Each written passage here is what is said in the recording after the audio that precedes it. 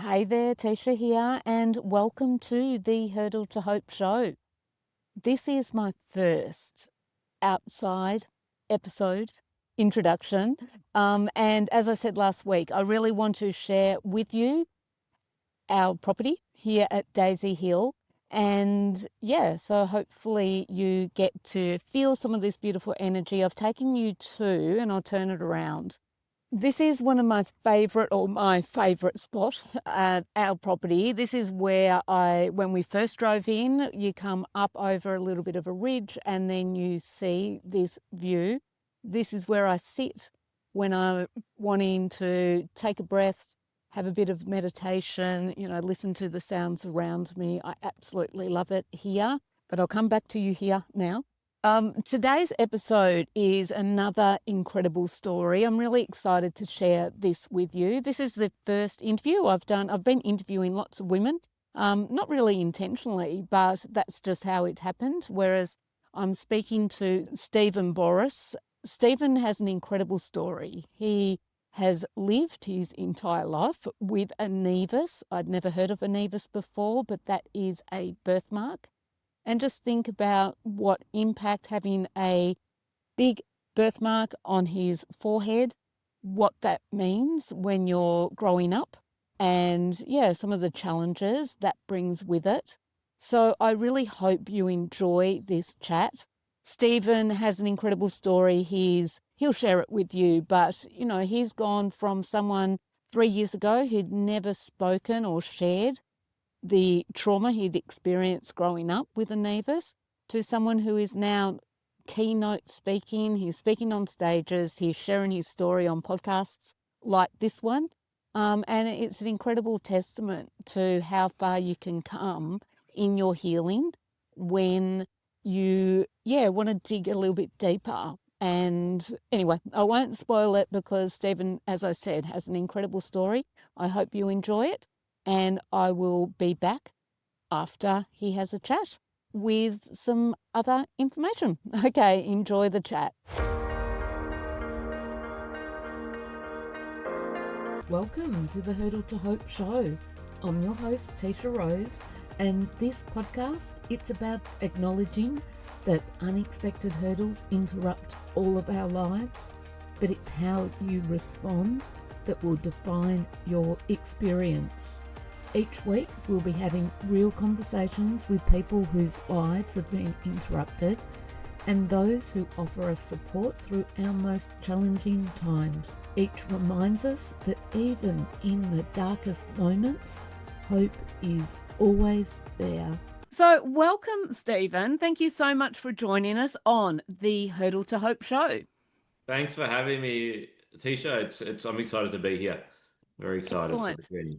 And just to let people in a little bit, where are we chatting to you from? And yeah, just give us a little bit of insight into who you are. What makes you happy in life? Yeah, well, I'm in Melbourne. I'm in a little suburb called Maidstone, which is the inner northwest of Melbourne, next to West Footscray in Melbourne. I grew up in Keilor, so I've been in the inner west most of my life. Mm-hmm. I'm got two teenage boys. I'm a single bachelor with two teenage boys, Nicholas and Alexander. So they're turning 16 and 14 in the next couple of weeks. And my passions, I love being outdoors in nature. Definitely. My ultimate sanctuary is the forest, especially when there's water or a stream or waterfall flowing through. That's definitely my haven place. So my time out is definitely time in nature that I just try and switch off and recharge and re-energize, and yeah, love connecting. Wow. So, as lots of my listeners will know, I'm sitting in a caravan, but I am surrounded by state forest. No Yeah. waterfalls, but so even just before this recording, I just went for a little walk just to breathe it in and relax and all. So, yes, so we're very aligned like that. Fantastic. Yeah, no, it's definitely how I switch off. Yeah. Yeah, it's getting Yeah. out, And getting away from the hustle and bustle, and just yeah, absolutely, and especially being in a city. I Yes. can, yes, not many state forests around there. So for those not living in Australia, that's right, sort of inner city Melbourne. So we're down the bottom, and I'm sort of in the middle of the same state, but yeah, a couple of hours away. Yeah, beautiful. Yeah. So, just I guess what I'm having you on here for today, Yes. a word that I didn't even know existed until I met you. And I should take it back a step. Stephen and I were both met last year. We're both part of the Professional Speakers Australia Academy, both really wanting to start our career more with professional speaking, keynote speaking. So that's where our paths crossed. Yes. Then involved, and Stephen probably more so, with the Professional Speakers Association Victorian chapter. It's lots of words. Yes, it is a So we've bunch of met a few it. times. So we're on a similar path. So yeah, so just to give some context, but I didn't know that Stephen liked state forests and waterfalls. So I'm learning things as we go. But why I really wanted to get you on the show is a lot of people have been on about talking about difference and what difference means and body image. And for you, that difference has been a birthmark on your face, which is called a nevus. Is that right? Nevus, yep. Nevus. Sorry, Yes. Ah, nearly. no, that's all good. It's a new word for society, so it's getting it out there and getting familiarity. That's it. Yeah. Yeah, absolutely. So actually, just quickly, before we move on to or move back to your childhood, what is nevus? So, okay, so I was born with a rare skin disease, and it's titled congenital melanocytic nevus. So, congenital's from birth. Mm-hmm. Melanocytic is a melanin deposit, which is the pigment, brown pigment of the skin, the melatonin in the skin. And nevus is the medical term for birthmark, right? Ah, But yeah, nevus is the short term that we use instead of the CNM for the condition. Yeah, and it's a genetic mutation. So it's not hereditary, so it randomly pops up in children's lives, babies' lives when they're born. And it's about 1% of the population get it, but large and giant is a lot smaller than that. okay. Approximately 0.005% or 1 in 20,000 for large, and giant can go from 1 in 50,000 to 1 in 500,000. So Okay. extra, I guess quite rare. Yes, but only facials only about 15%. So a lot of people can have them hidden on their bodies, and people don't see and don't know, and they present similar challenges, but then very different challenges altogether because they can't be visibly seen. Yeah. So if we then go back to your childhood, I'm assuming having something that makes you stand out and be different to the other children around you, that must have had a massive impact on you at school, socially. Can you talk us through some of that? Yeah, I'm one of three boys, so one of three brothers. So I was always everywhere I went around with my brothers. Um, but yeah, I was the only one with the birthmark, and it was when I started getting probably to an age of 5 or 6 when I started becoming aware of my surroundings and different people and whatnot. I really started to notice my difference because that's it. My birthmarks on my forehead, it couldn't be hidden, and I attracted attention. People staring, people talking about me amongst themselves, and even people approaching me and asking, "What happened to your head?" And especially being a young child, I became overwhelming because it's not just about happening once here and there, it happened all the time, right? And it came so much that as a child, every time I went out, I was actually on high alert, looking at people looking at me, looking for those that were staring at me, looking at those who were pointing. You get kids, mummy, mummy, mummy, look at that man. Like, I had a little child the other day. You got some brown thing, something brown in your head. Like, and children are innocent, and I get it. But as a youngster, when you're absorbing all that and getting adults and people approaching you all the time, you start questioning, is there something wrong with me? Like, there's only so many times people can tell you what happened to your head or what's wrong with your head. It's like, well, nothing happened to me. I was just born like this. And you start internalizing and you take it as there's something wrong with you. Yeah. And my brothers didn't get the attention. So it was all about me getting this attention. And I just got very uncomfortable, especially meeting new people, because I didn't know where questions were going to come out, when the next person was going to approach me and come up to me, what they were going to ask, because I got to ask and told the most random things, right? So I'd actually go out guarded and on high alert, anticipating when the next person was going to approach me, which was depleting, and it consumed a lot of my mind, Yeah. And then there's instances that they're not one-off incidents, they just accumulate and compound on top of each other, and you start, I lost my self-confidence, thinking there must be something wrong with me because I'm not like everybody else. And then there was bigger incidences later on. They all accumulate, and you just start internalizing and not meeting others like me, being a rare disease, not meeting others like me. I felt like I was the only one on the planet with this condition and going through this stuff, which left me feeling quite alone. And you can explain so much, especially as a child, but then when you can't find others that relate to you, you do feel different, very different. Yeah, absolutely. And at school and all, I can just imagine how cruel kids could be. Or did you end up having some good friends sort of that protected you a bit? It was good you had two brothers, so I'm assuming that helps.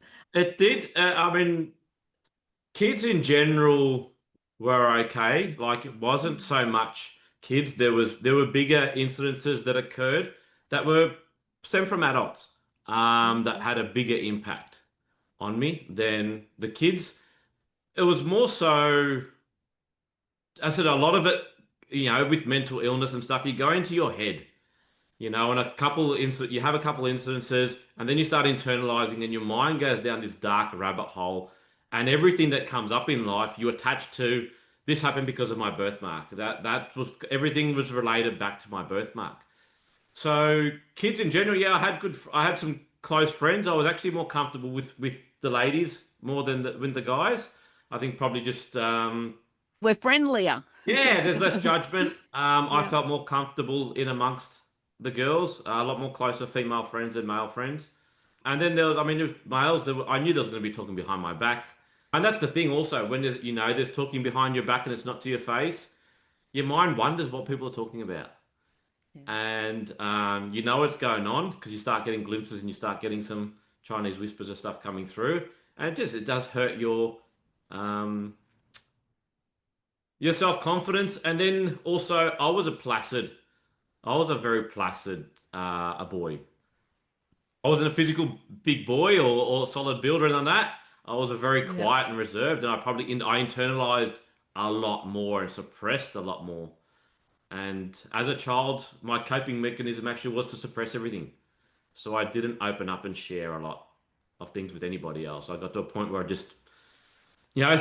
think do what a lot of males do. We just carry the burdens and think I'm just going to be strong. I'm going to soldier on. I'm going to keep going and not let it affect me. So I tried to just suppress everything that came my way and just Hmm. soldier on. And when you talk about, I read somewhere that disempowerment was a Yeah. theme through, and that I'm assuming, you put the words to it now when Yeah. you're younger, but also through your teens and 20s. Was that like, how did that play out? Yeah, well, it's not that how I looked at it at the time. Like No. for me in my eyes, my life was normal, right? Being stared at, getting all this attention, being anxious about meeting new people, that was normal for me, right?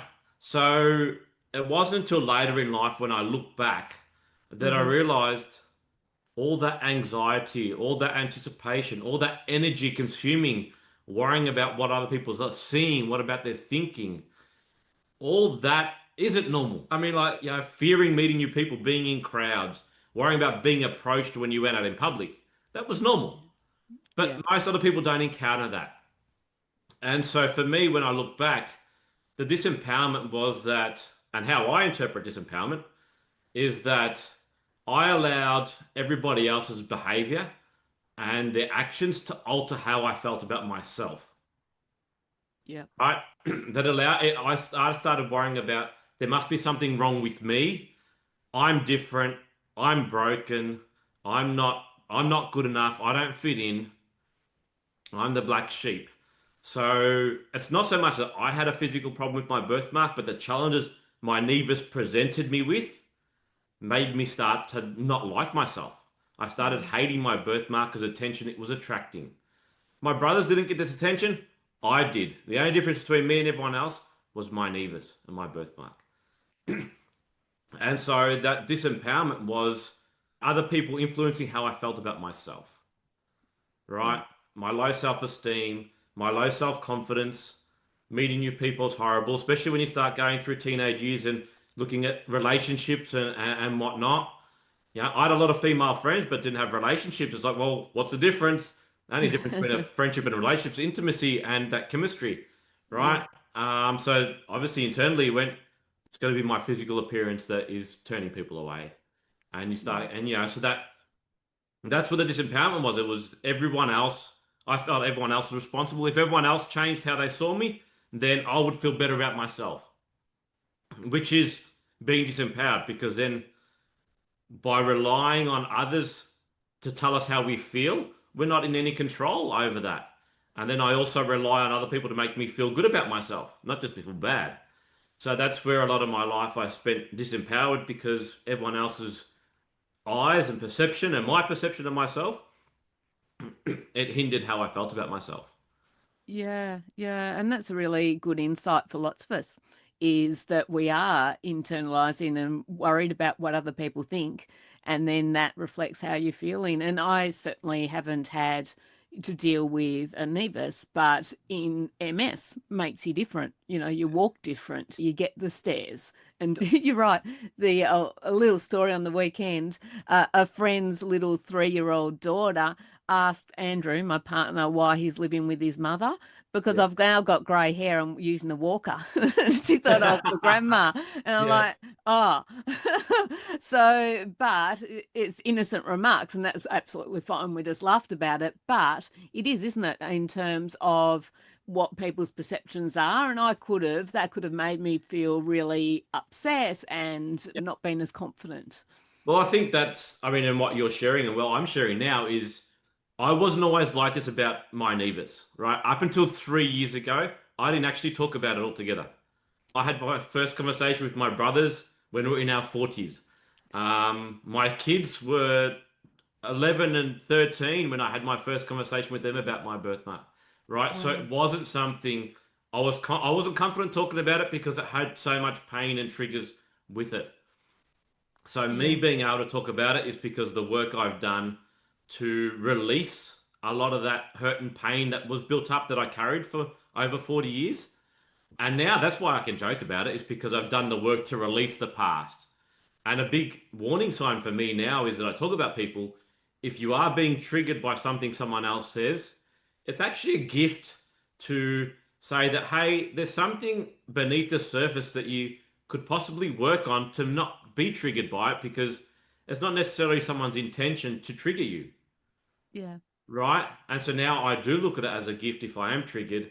But yeah, when I can bring humor to it, I know there's no trigger there. So I've done the work's been done, which is Yeah, a cool. good. It's a cool reframe, I think, for people. We look at it as someone else has said this, and this is really mean, and I don't take away from what everyone else says or does, right? But that's not for us to carry.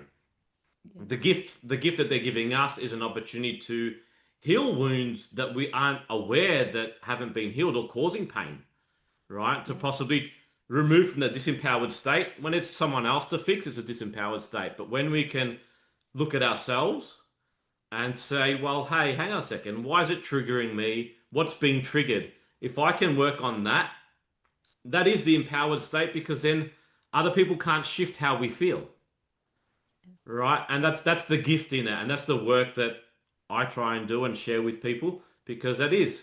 But no one else has changed in the world, right? With my attention that I attract and people looking at me or coming up to me, but I've changed, and that's where we can joke about it. I can share some stories, and there's some some traumatic stories in there too. But then shed some light and laugh about it and have a bit of a joke about it. But yeah, 5 years ago I couldn't do that, and that's Yeah. the work in, and I'm sure that's the work you've done to get to be able to talk about it openly without being Yeah. emotional and triggered. Yeah, absolutely. And a couple of things there I want to go into some of the work that you've done, but let's share with everyone because for 17 years, you worked in aircraft Aviation. maintenance engineering. Yeah. So I'm assuming in that male dominated Oh, yes. field, then exploring some of this and doing some of that work would not have been aligned to what your environment was as opposed to what you're doing now. So yeah, take us through that. Did you think that sort of stagnated some of your healing being in that environment? Oh, definitely. It was funny that I chose. I mean, I actually look back at it now. Look at it. It was funny that I chose to troubleshoot and deal with aircraft because you know what? They don't talk back, right? There's minimal human interaction altogether. It was more troubleshooting problems. It was focused on the job. It was technical based ideas and skills. So you're just always problem solving, and it's just a repeat cycle, a dynamic cycle that keeps evolving. You don't sit an aircraft on the ground for 90 minutes. So I worked at the international terminal. So I Okay. looked after aircraft as they were in transit. So they came into flew into Melbourne, did our inspections and checks that we needed to do, and safely sent it on its way if it was safe enough to send. Otherwise, we had to kick in the gear and fix whatever needed to be fixed. So it was a constant problem solving on the go scenario. And I wasn't around people. So it actually internalized me even further. And being in a male dominated environment also, it was just suppress everything you got, soldier on, like an aircraft. Pick up, get your stuff together, solve it, fix it, send it, and keep moving forward to the next thing. And that's actually how I dealt with my emotions and challenges. I just squashed them and just kept trying to soldier forward to the next one, to the next thing, to the next thing, until I eventually, my body said, no, enough's enough. Yeah, and so did it sort of come to a head pretty quickly? I was I was at work inspecting an aircraft when I just so I was inspecting an aircraft. Aircraft just arrived, Mm-hmm. and I realized through the inspection that something wasn't right, Mm-hmm. and I couldn't. I came to a grinding halt that I actually physically couldn't push myself any further. Okay. So I approached one of my colleagues, let him know what was going on, and he sent me home. I went home because it wasn't a safe for me to be there and whatnot. So the guys took care of the aircraft, and I left. And it was 5 months after I stopped work that I was diagnosed with insomnia, burnout, PTSD, triggering anxiety and depression. So the whole Wow. mental illness kitchen sink came. I got thrown it. Yeah. Yeah. Wasn't expecting it. I just thought I was another going through the motions. Like just life. I had a young family. I just thought this was just what life was. Yeah. But yeah, I pushed myself that far that I felt like I broke my body. Yeah, yeah, absolutely. And then from there, so because a lot of people for different reasons get to that breaking point, Yeah. and life as you know it has to change and it's forced to change. Yes. So then just talk us through what did you do? Like did you reach out for help? Could you find help? Yeah, what was that like? It was challenging. So I was navigating a separation at the time as well. Oh, okay. So I lost my identity. Yeah. I think I mean, the statistics show that men do carry a lot of their belief in their identity in their occupation, their profession.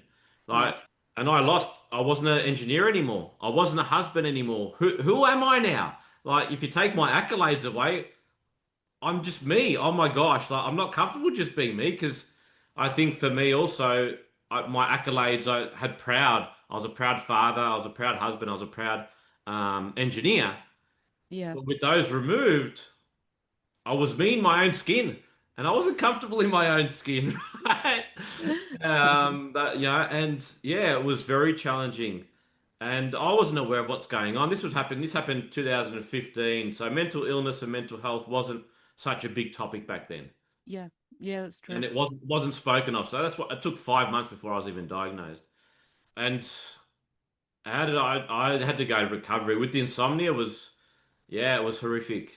Like it got worse before it got better. I'm talking having 2 hours sleep Oh, a night, waking up more tired than I was before I went to bed. yeah. And what was hindering me was I still had this ability to put masks on to cover up, to show everybody else I was okay. But no one saw what was happening on behind closed doors.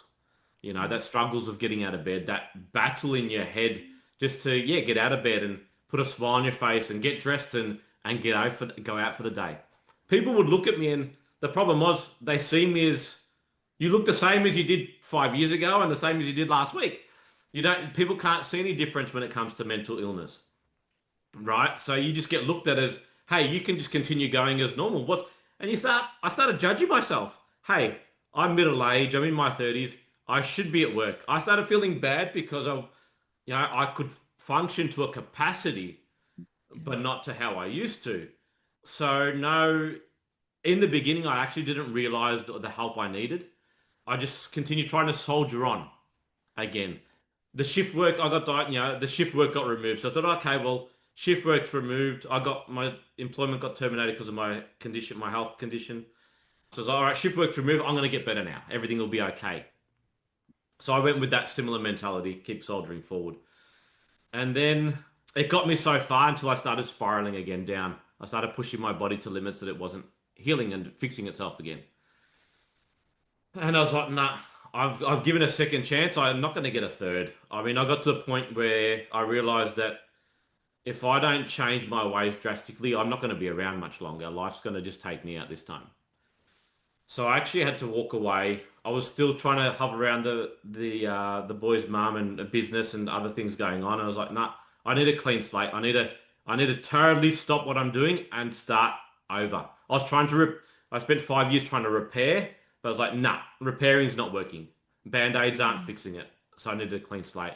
So I actually stopped what I was doing and walked away from everything. And that started shifting. And then I met an amazing person who saw behind my masks, saw through all my masks. And one day, whilst at the airport, she witnessed a young girl staring at me. Mm-hmm. And people don't realize it, but I usually manage it without everyone else around me knowing it, right? But this little girl couldn't take her eyes off me. And so my partner at the time witnessed what was going on. And then later that night, she asked me, what was your childhood like growing up with your birthmark? And I got overwhelmed with emotion and all these memories started flooding back. And yeah, I got quite emotional and it surprised me. But then it didn't, because she was the first person over 40 years to ask me about my personal experiences. Right? And with my comfort with her, I opened up and shared things I hadn't talked about for decades, secrets that no one knew about. And I felt this lightness in me, and I could breathe a lot easier. And she encouraged me to open up to my parents. And my parents didn't know about 90% of my life. Like that was all secret. And I opened up to, as daunting as it was, with her support, I opened up to them. Mm-hmm. And my parents were absolutely shocked by how much of my life they didn't know about, how much I kept to myself. But in opening up, I found this freedom in me and like this liberation. I felt this lightness, and that felt incredible. And I was like, my gosh, this is feeling amazing. I want to continue feeling like this. I don't want to go back to hiding and suppressing. And as I opened up, I was getting support from those around me that I'd never experienced before in my life. And yeah, that just opened up the doorway that I just couldn't return. So I just started talking about my challenges and my stuff more and more. And a different person actually emerged. And I was really liking the person that emerged. And yeah, that's how it started. And that was only 3.5 years ago now. Wow, that's amazing. And so that door was open, and you've obviously kept going and evolving through that door. So Yeah. you haven't sort of gone backwards this time. No, well, like it's actually I couldn't go back. I felt this freedom that I didn't want to go back to suppressing and hiding.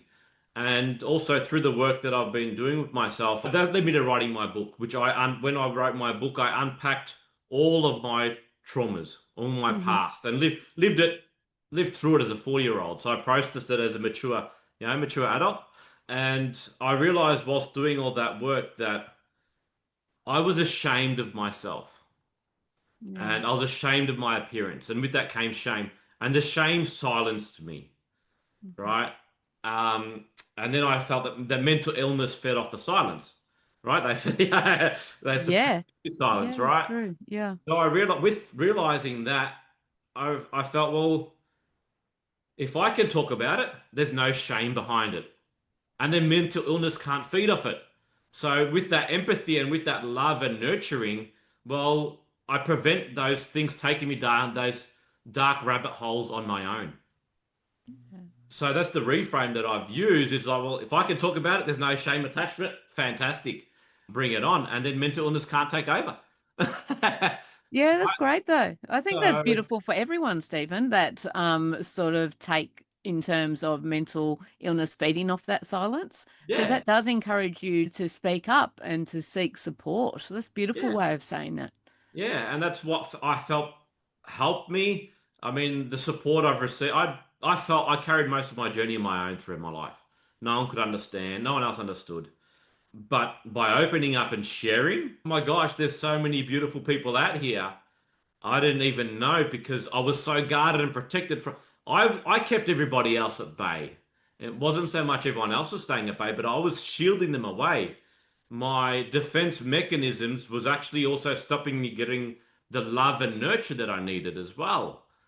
So those barriers protected me, but they also hindered the journey as well. And that's what I, yeah, share with people that yes, isolating and restricting and internalizing will get you so far. And sometimes you do need that to get out of some situations. But if you stay there, you actually hinder as well. So yeah, being more open and sharing has brought so much beauty into my life. Yeah, that's beautiful. That's really Um, beautiful. And I think then you've become a lot more purpose driven and in what you're doing as well, which is fantastic. So, in terms of letting people know, what's life like now? It's 3 years since that door opened. What type of things are you doing to align more with the purpose you have? yeah, so that started with as I opened up, I thought, you know what, if I could just help one person, it's like that's all I wanted to look at. I want to help one person. Any more than that was too overwhelming for me. And that's what led me to writing my book. And then that led me to reaching out to organizations and people to try and find like-minded people or similar-minded people. And I Hmm. actually reached out to an organization in the US, Nevus Outreach, they're called, and they support the Nevus community, right? So families with birthmarks, parents, children, the whole cycle through. And I shared with them a bit of my story and offered to speak at their upcoming conference. And they accepted that. And so I traveled to the US last year and attended my first event. And at 43, I met other Nevus owners, which was it was insane, right? To in the space of a couple hours, I met from a 3 month old to a 72-year-old, and there was 92 Nevus owners at that conference. So to not having met anyone, to be surrounded by 92 other people that look like you, can understand your journey, and their families who can also understand it, was life changing, right? It was an amazing experience.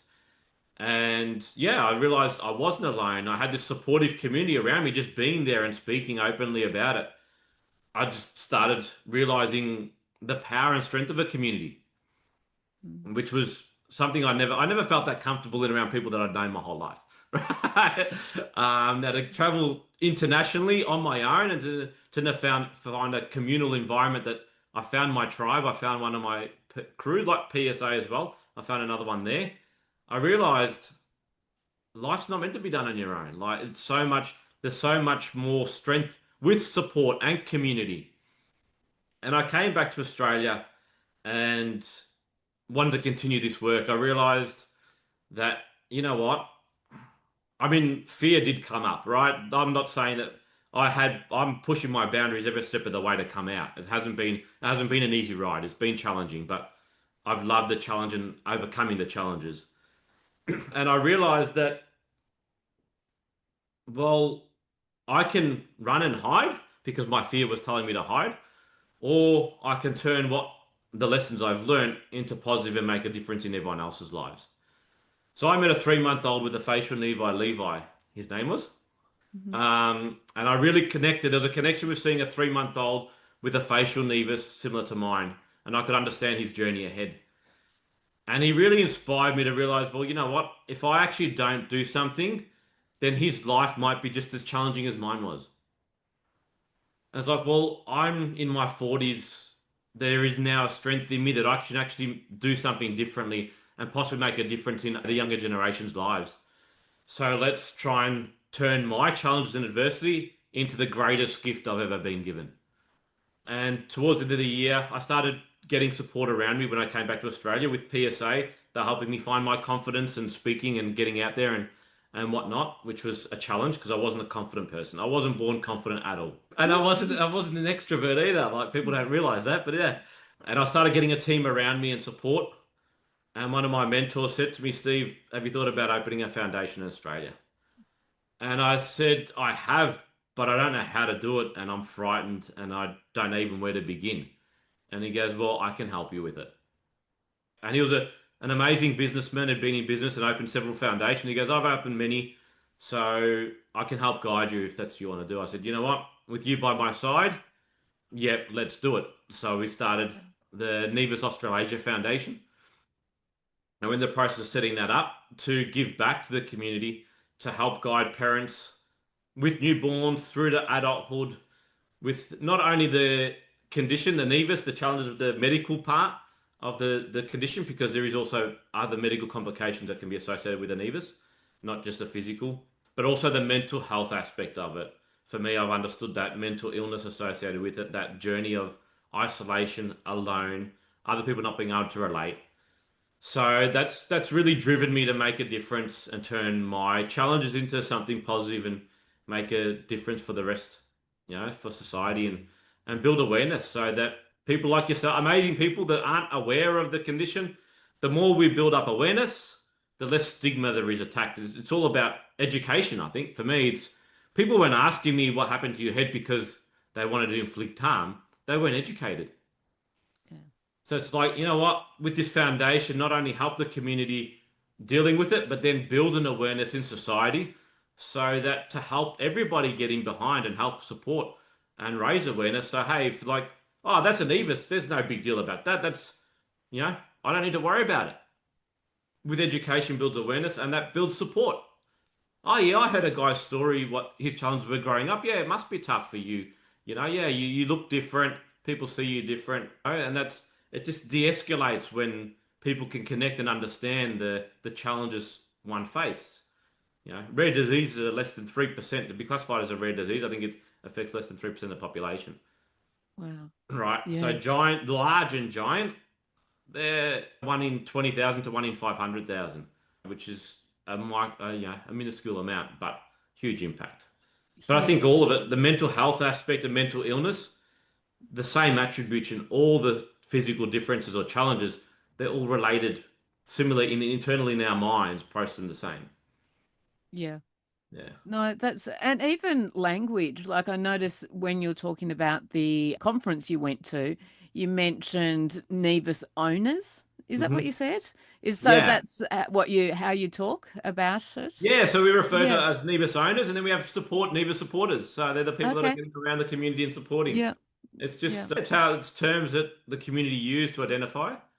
Because, as I said, people with body nevi, because nevi is multiple. So nevus is singular, nevi is multiple. Yep. But so, like yourself, if you had a nevus on your body, even in this interview, we couldn't see.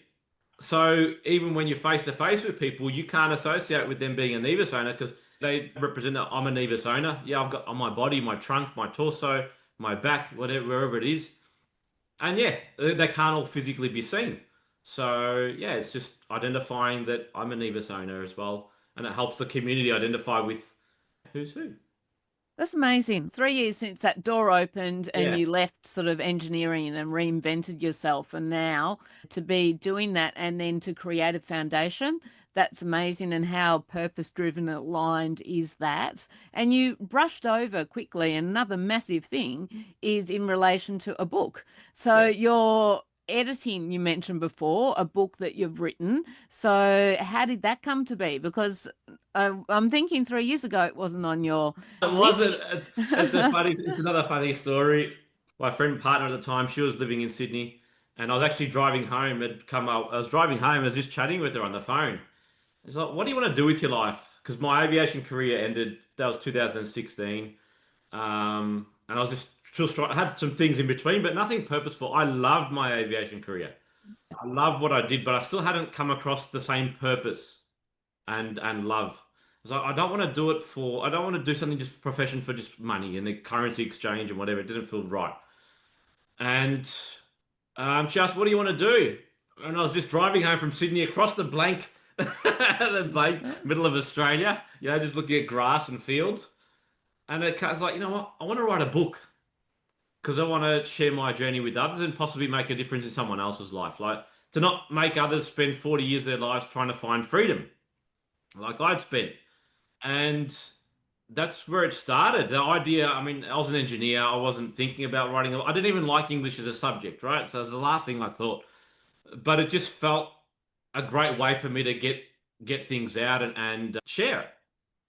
And she said, you know what? It will be very therapeutic for you to actually hand write it first. So I just started pushing Oh, myself wow. and I hand wrote it all first.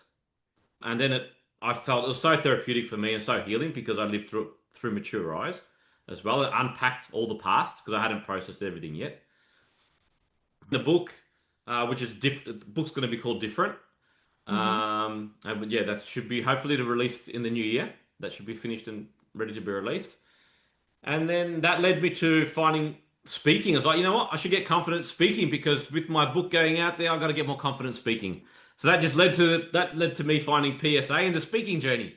Yeah, it's amazing. It's And the amazing. journey's just, I didn't plan this journey. It wasn't a plan. It just unraveled and I took one step at a time. I mean, if I went back to the beginning and you told me you're going to write a book, you're going to get on stage, you're going to travel the world and speak in front of global audiences, I would have ran away and hid. Right? It's just way too much. So for me, it was just a step of the process at a time that just kept unraveling, and I just dealt with one part at a time and kept pushing feeling good, opening up, feeling good, finding my confidence. And as those things, the journey progressed and evolved, as my confidence evolved, and as I was ready to. Because I think in the beginning, especially when you're dealing with mental health challenges and mental illness, lots big things can be overwhelming.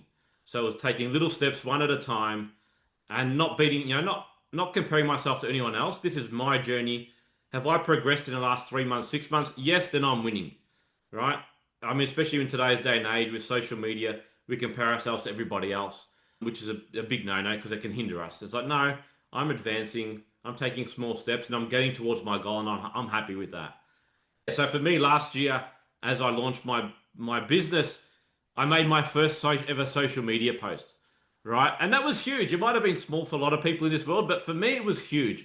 I was putting a photo of me. I was putting my website. It was all me. I felt fully exposed. That was my face everywhere. And when people hear my story, there's traumas with photos and all that sort of stuff in the past.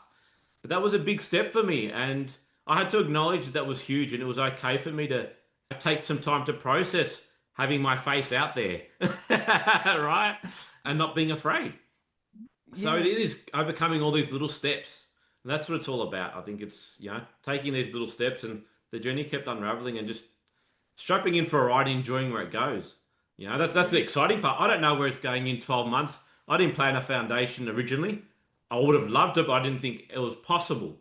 But then opening up and sharing it with people, the support that's come around me and gotten behind me has been incredible. So this wave just keeps going. So it's like, you know what? I don't know where it's going to be in 5 years' time because the momentum and the wave that's going to come through, well, I hope it's going to be huge. And if it's helping people, I'm excited.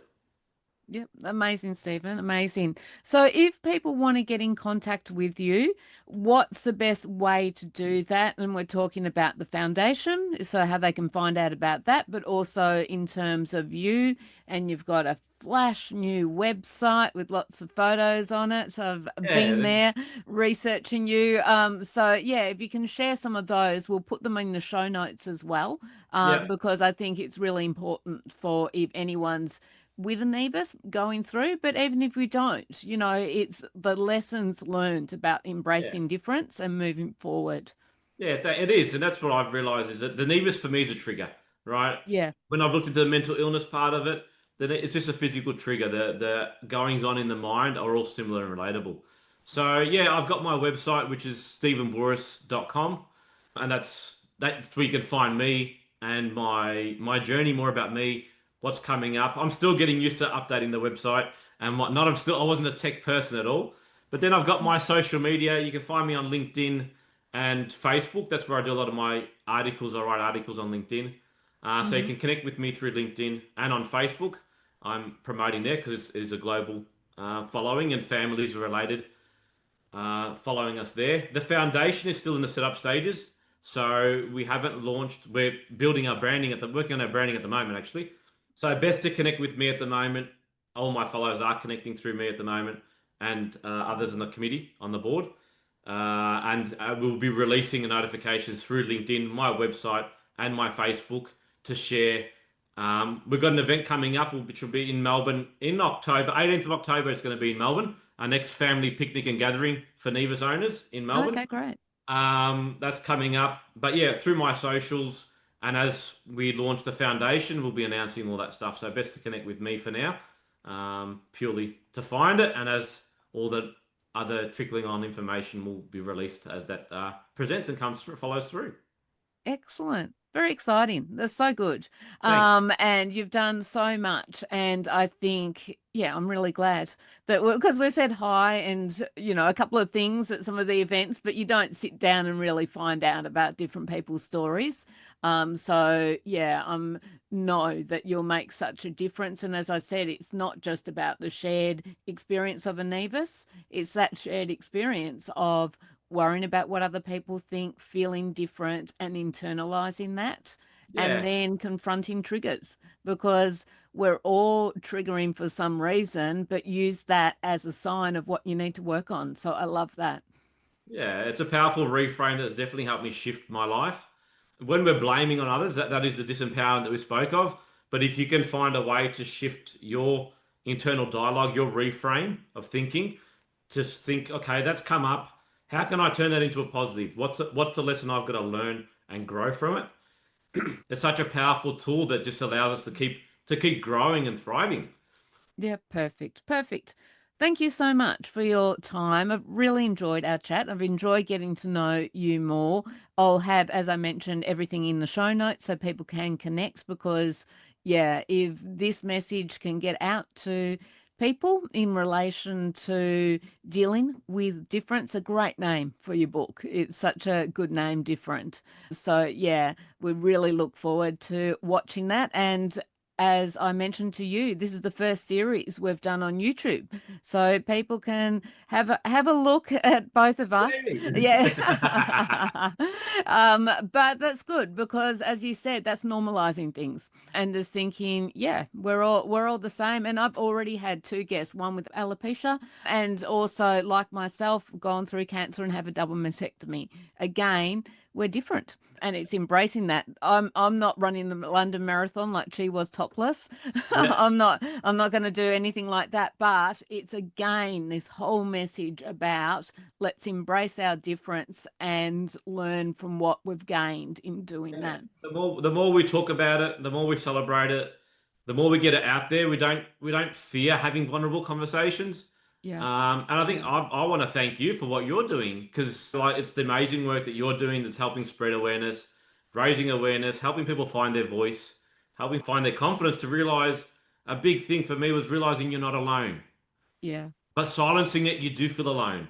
So the more we can help get that message out there to people, for them to realize they're not alone and to find support, that's the first step. It's changed my life, and I'm sure it's probably changed yours. And the work you're doing Yeah. is changing lives, and I'm really grateful and thankful for the work that you're doing. Well, we'll have you back on, Stephen, when the foundation's up and running, and we'll find out what massive events you've been at and keynoting for. So thanks so much for your time, and we'll chat soon. Thanks for that, Tisha. Okay, I've turned around from the intro. I'm actually on a bit of a hill now, so hopefully, hopefully the brakes of my walker are working. But that is, if you can see there, that's the beautiful view. And actually, I don't think you'll be able to see, but Andrew's working away on the tractor, putting some rocks over our tracks, which actually, yeah, with all the rain recently, which has made our grass so much greener. If you've seen our grass over summer, it was very brown, so it's beautiful and green, but yeah, there was a little bit of flooding on the track, so he's working on that as I do this conclusion. So I hope you enjoyed the chat with Steven. Visit Steven's website, Steven with a V, Bouris, BOURIS.com. And find out more about Steven's story, about, when his book's coming out, about the Nevus Foundation. There's so much he's working on. So again, this is just another, reminder that we may be suppressing trauma from childhood or from whenever that was, but we can still heal from that. It is difficult sometimes healing, and you go through a lot, as Steven shared. But on the flip side of that is you then live a lot more in alignment, and that's certainly what Steven is doing now. So hopefully you enjoyed, as I said, the episode. I can't wait to share more Hurdle to Hope stories with you, more insights from experts in their fields as well, which will help all of us in moving forward. Also, I should say, don't forget to follow me on Instagram at Hurdle2Hope. Remember, Hurdle2Hope with the number 2. If you're listening to this podcast, please also have a look on YouTube. Subscribe to the YouTube channel. It's at Hurdle2Hope with the number 2. And yeah, the more views I get, the more followers and subscribers I get, the more guests we can attract to come onto the show and share their insights and their stories. If you know someone who would really benefit from the Hurdle to Hope show, please share it with them. Again, I want this message to get out to people because unexpected hurdles that interrupt all of our lives. But remember, your response will define your experience. And hopefully by doing shows like this, having conversations like I did with Steven, that gives us all confidence that no matter what happens, we can have an impact on that experience and we can learn how to keep moving forward.